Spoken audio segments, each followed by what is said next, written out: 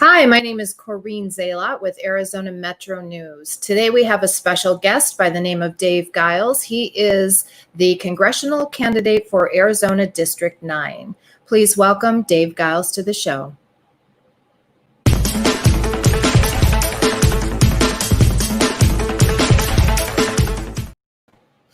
Hi, Dave.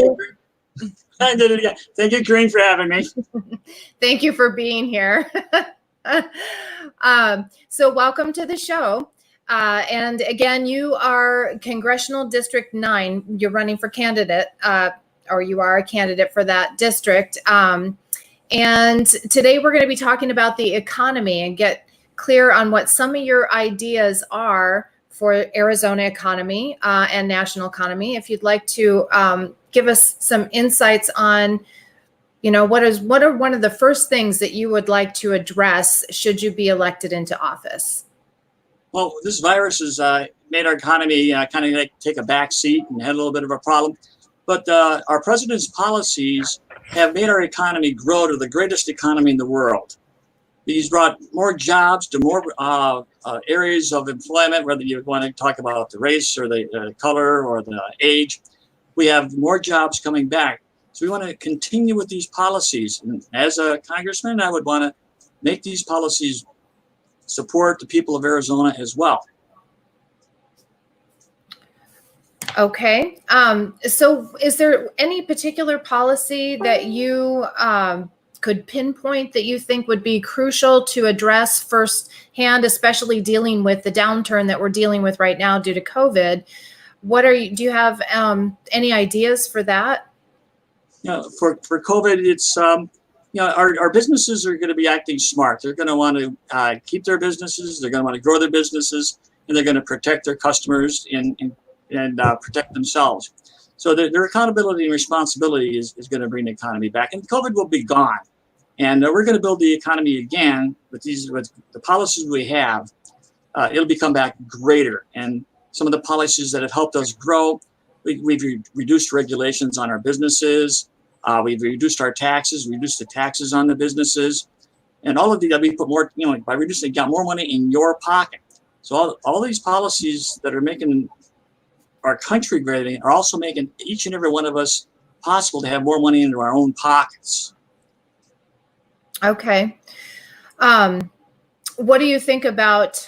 I know that you're you support a lot of President Trump's ideas and things that he's done to grow our economy. And one of the things I think that he's been pretty successful with is talking about and bringing industrial jobs and manufacturing and things like that back to the United States versus having them outsourced for other countries. What are your thoughts on that? Well, what he's done is he's made our taxes for these businesses so it's more attractive to have the businesses here in America. So it's the bottom line, because businesses are going to look where it can make the most profit. And if they can make more profit by having less taxes here in the States, they're going to come back to the States anyway.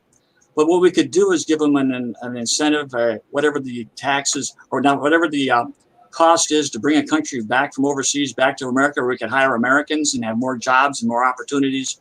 Maybe let them write off the moving cost, like it would be for a job, moving your housing expenses to another place. But yeah, allowing them to move the jobs back, cover the cost for it. But you also got to protect our businesses that are here. You don't want to give any company that's coming back from overseas an advantage. So we got to keep taxes low for all companies, all that are here. And in cases where some of the foreign countries are unfairly using their leverage to have cheaper cost, we might want to use a little bit of tariffs like President Trump's putting on them to equalize it. Our businesses are very competitive. We got some of the best businesses in the world, and all they really want to have is be on a fair playing field. You give our businesses a fair playing field, and they will skyrocket. When the businesses are skyrocketing, our economy is going to grow. We're going to have the largest economy again. I'm certain of it. And we're going to have the larger economy. We have more people employed. Our unemployment will reach all-time lows again, and even better than the ones that we had before. We're going to have the best economy in the world, and it's coming back, and it's coming back soon. We just have to get past this deadly virus that's, the loss of one person is too much. But we got to get rid of it. If we got to make a fair playing field by putting some tariffs out there on some countries, then so be it. We got it. Our countries, our companies, our people will win. And we're not tired of winning yet. No, we're not. So I know that one of the things that you talked about also previously with me was income taxes for businesses as well as individuals. What are some of your ideas around dealing with the income taxes? We had to make the ones that we've got permanent. And so they're here for the businesses and for the employees, the persons, you and me, all of us together, pay less taxes.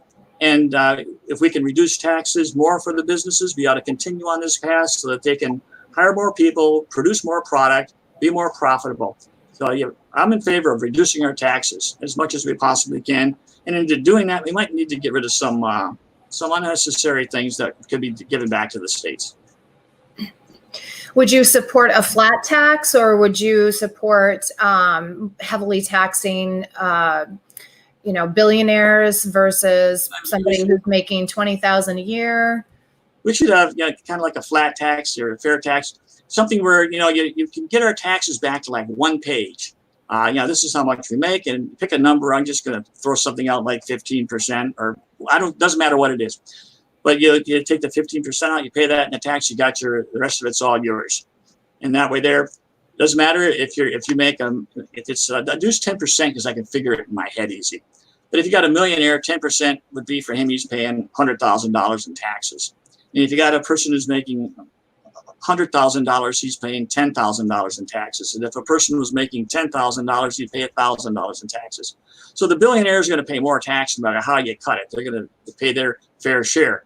It'll be fair for everybody to have a flat tax. And also, let's talk a bit about nonprofits. If you're a nonprofit, all the monies that you get donated in or bring into your company, you're going to be spending on your expenses by giving it out in food, or giving it out in services, or taking care of people, or paying for some of your staff, and you're not going to have any profit. So if there's no profit in the business, then there's nothing to tax. You'd be paying zero tax. And it might change, from quarter to quarter. It might go up a little bit, come down a little bit. But I think it would be fair for everybody involved. Okay. I know that you had also mentioned that there's some government overreach that's been going on. Where do you see the government has been doing some overreach, and maybe they can kind of roll back a little bit of that? Well, I follow the Constitution of the United States. This is what I follow. And this is what's made us the greatest country in the world. And if the government has gotten rules and regulations and policies and departments that are not directly specified in this document, we should send it back to the states. That's an overreach of the government. And those items ought to be delivered back to the states and allow the states and the citizens to take care of it themselves. Okay. And there's other departments, such as Department of Education is quite popular now when you want school choice. Get the government out of it. Let it go back to the states where they can regulate it. Again, here we are. One policy doesn't fit everybody again. You can't put one policy in for the whole country. Arizona knows what's best for Arizona. Texas knows what's best for Texas. And New York knows what's best for New York, and so on. We go through all the states. Let them decide what it is. And you say, yeah, some standards would be good. Yeah, like you need to know how to read, write, and talk. Those are things we read, writing, and arithmetic. Have all of that down. Have up some goal. You want to have some SATs. Because the objective is to have people achieve, our students achieve as much as they possibly can. Because the better they achieve, the better their opportunities are going to be, and the more success they're going to have. We want all of our children to succeed, and want to have whatever school they got to go to. Let the state decide that, and keep the overreach of the government out of it. That's one area. A couple of other ones might be the IRS. If we go to a flatter tax or a fair tax, whatever it is, without 100 billion different loopholes in there, for the lack of a better word, the size of the IRS could be greatly reduced, and you save some money there. And again, with the EPA is another one that we could reduce and give that back to the states. Each of these three items are not in our Constitution. Okay, so it sounds like really you're talking about just rolling back some of the rules that the federal government has implemented and gotten involved in, and handing that back to the states and letting each state, each city domestically, in their area, address what it is that's going on? They would be the best knowledgeable people, and because even back to your family household would know best how to teach their own children. Do you want to send them to the public school or private school? Let them have the choice. How would that impact if the state was in control of that? How would that impact, some of the federal grant money that we get, or some of the federal support that sometimes we need for states? Some states don't really have a lot of resources for having a big economic environment. So sometimes there's a lot of federal grant money that might be utilized. Would that still be accessible, or would that be done away with? I would hope it'd be accessible. Give grants out, and it's kind of more like moving peas on a plate. If you can, send some of the tax money that they're sending to the federal government, sending it back to the states, that will probably continue to go on for a long time. Okay.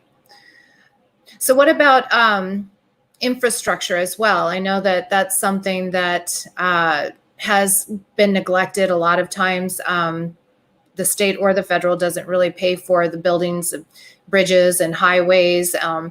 Would that be something that would be addressed as well to push jobs, new jobs? We can do jobs with infrastructure, building our highways, building our railroads, maintaining our airports.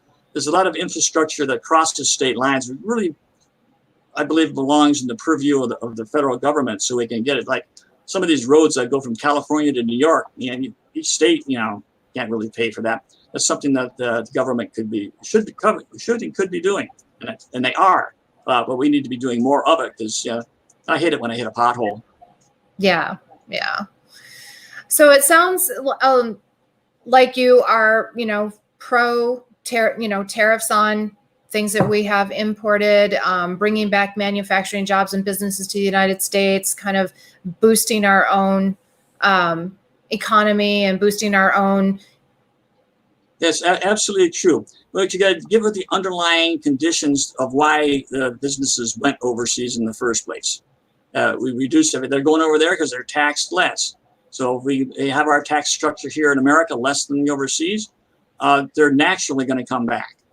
And if we have more people available and our wages are going better, their workforce is more available, they're going to hire people here locally rather than hiring people overseas. So it's just a matter of some of your basic economics, that it's more attractive for the companies to come back here. They will come back.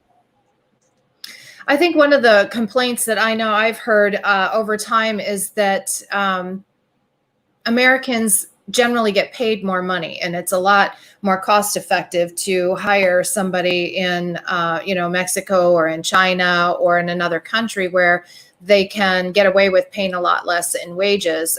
Is that something that would also be an area that you'd want to address, or how would you approach that?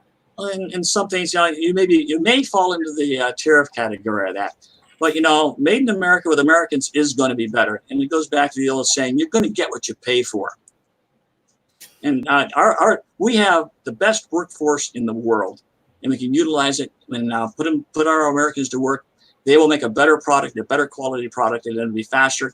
And you can just take shipping, for instance. If you don't have to ship something across, that's an area that you wouldn't have to pay if you hired American workers. Right. So there's no shipping and cost on it. You're going to get less taxed on the profit that you have, because we have less taxes over there. Our people are paying less taxes, and it all comes down in if you got more people working, even though each person's paying less tax, more tax revenue is going to be there.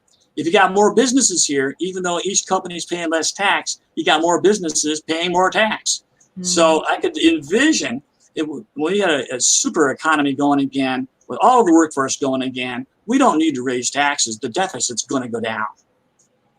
Okay, thank you. Well, Dave, is there anything else before we conclude today's episode that you would like to add to today's conversation? Well, I hope to earn the voters in CD9. I want to earn your votes. I want to earn the ability to represent you and bring the best I can to all of the people of Arizona, all of the people of America, and especially the people here in CD9. We want to keep our businesses growing. We want to keep our jobs growing. I want our people to have the best life they can.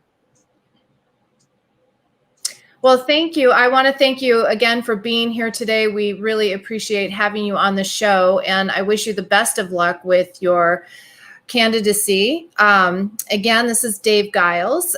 This concludes our show for today, and thank you so much for being here. Well, thank you for having me, and have a great day. God bless. God bless. All right, everyone. Thank you so much for joining us today. That's Dave Giles, congressional candidate for District 9 in Arizona. And we look forward to seeing you again in the next episode. Have a great day.